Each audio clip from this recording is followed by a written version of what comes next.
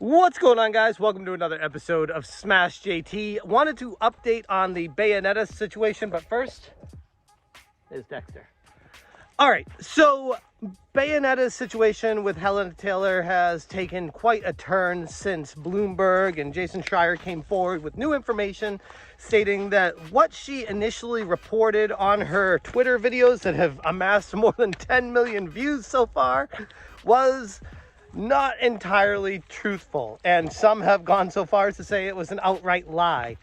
In this video, I want to talk about what I think actually transpired, where both sides are technically not lying, and the truth lies somewhere in the middle. If it's your first time to the channel, hit that subscribe button and bell for notifications so you do not miss an upload. Regarding Helena Taylor and the backlash the community is now giving her regarding her calls for a Bayonetta 3 boycott, she said in her video she was going to be getting $4,000 for doing everything.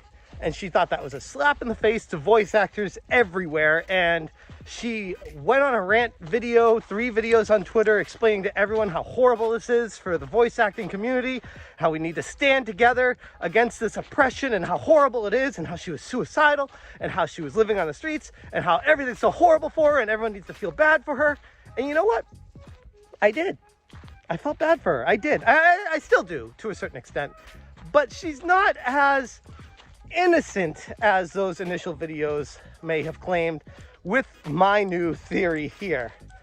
After doing a lot of research on this, because the story just, let's be honest, it completely enveloped me. I love it. And I'm sure if you're watching all my videos and everyone else is on this, you're in the same boat as me. It's a very interesting situation, weird dynamics, and lots of words without much facts being shown out. It's just words against words. Who do you believe? Regarding the unnamed sources that Bloomberg and Jason Schreier reported on, I think what they were getting at is that the $4,000 was a final offer to her after she turned down the $15,000 that they claim was offered to her, where she felt like that was a slap in the face. She's the voice of Bayonetta. She deserves so much better treatment and much more money. This franchise is sold, what she say in her videos, like $250 million gross, or 300, a lot of millions of dollars. And they're only paying the voice actor for it. That's the lead character. They're only offering her $4,000 as she claims in her video.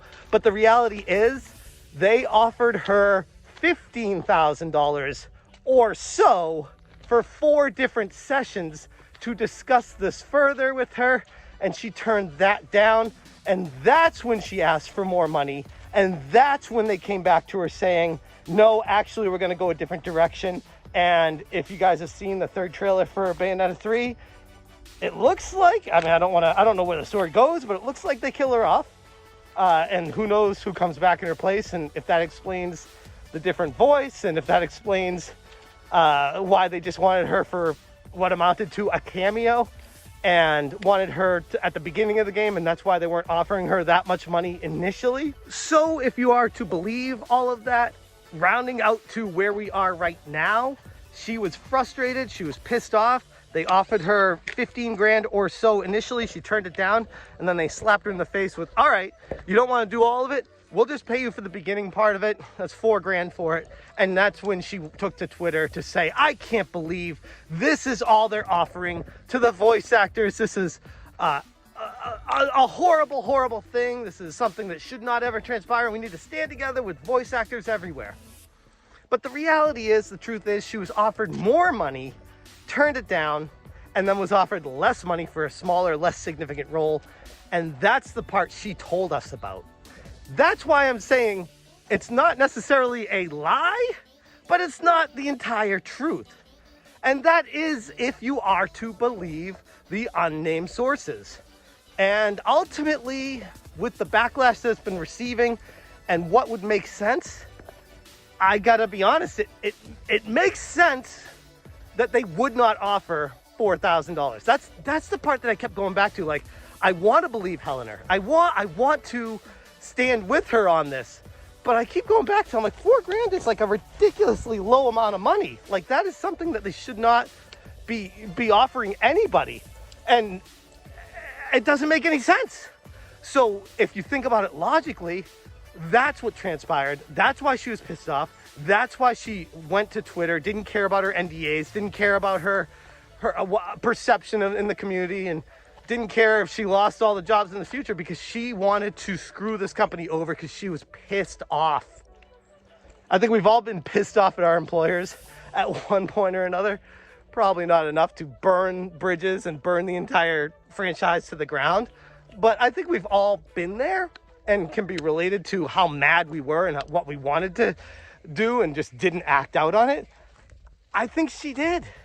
And based off of what she said, I'm a mental health advocate. I want her to get the help she needs, but showing signs of mental instability and suicidal thoughts and stuff like that, it's got to make you question what she was doing in her rant and if everything she was saying was actually true or not, or if she was just embellishing to get people to feel bad for her, or if she didn't even care about people feeling bad for her. She just wanted to screw Platinum Games into the ground, just wanted to burn this whole thing down and wanted to be like, don't ever F with me. You F with me, you get the horns. Like that. That's the approach I think she was taking. That's why I'm a little bit frustrated. I hope I'm wrong with this theory, but that's the theory that makes the most sense, where what she said on Twitter, the way she said it and curtailed her words, technically not a lie, because the $4,000 would have been the final offer to her, and that was something that was apprehensible, that she could not deal with, and she needed to speak out against it. The problem is she left out a very important part of the reality, which was she was offered a much bigger role and turned it down, thinking that she wasn't making enough money, and she was trying to play hardball with these guys, and they played hardball right back with her and said, okay, you're not going to take that? Then take less. And that's when she tried to fight back via social media.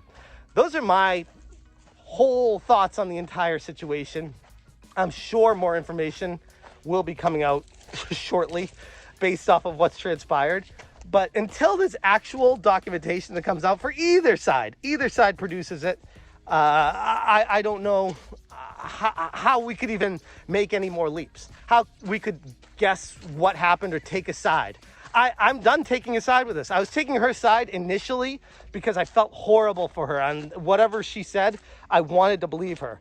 But actually, as some people have pointed out in my Lady Decade video, you can't trust people on the internet. They'll say whatever they got to say to get your money, or in this case, burn a company down that they're pissed off at because they didn't get the money that they expected or deserved or desired or wanted. So I think that's what's transpiring here. She's a pissed off employee and took to Twitter with a great story.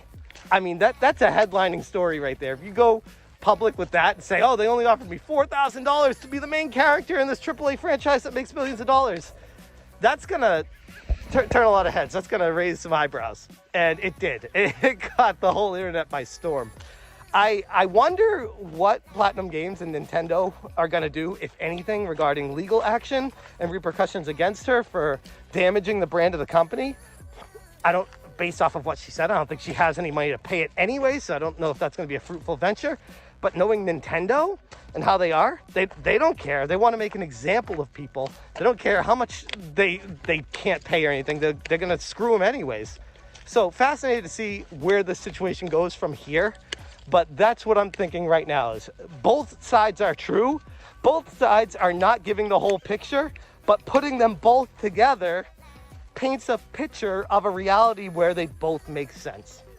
And that's why I can't take a side here. And that's why, there's the other thing too.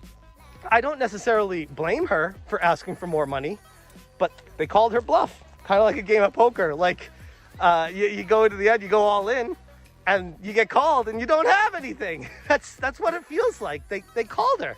They called her bluff and they said, nope, we're not paying you. Take it or leave it. And she said, okay, I'll leave it. And they said, okay, look, final offer.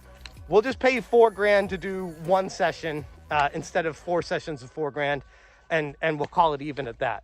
And she was like, oh, hell no, I'm taking to Twitter with this one.